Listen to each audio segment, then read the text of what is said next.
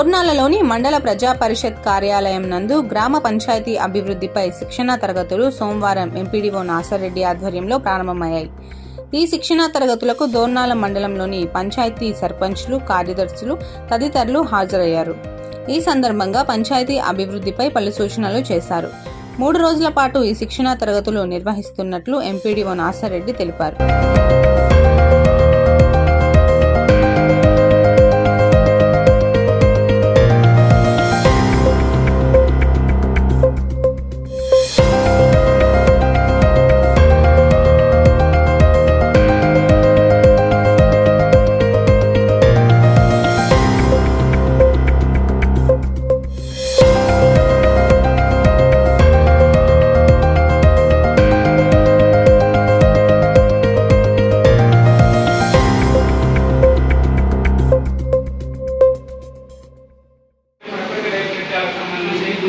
పశు సంబంధిత సేవలు, పదేలాలు ఇవన్నీ మనకి చేయాల్సింది గ్రామ పంచాయతీ వీటికి సంబంధించినవి.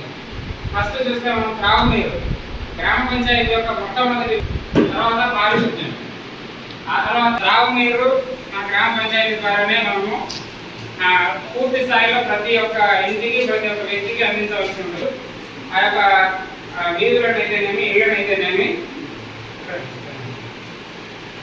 పారిశుద్ధ్యాన్ని నిర్వహించాల్సి ఉంటుంది. రోడ్లను అట్లనే వీధులెక్కనే చేయవలసి ఉంటుంది. పౌర సేవకి పునరుద్ధరించడం, తర్వాత వాటి కాంపౌండ్ వాళ్ళు ఏదైనా ఉంటాయి, ఇవన్నీ మన పంచాయతీ చేయవలసినటువంటి తప్పనిసరి. 100% మనం ఇందులో మనకి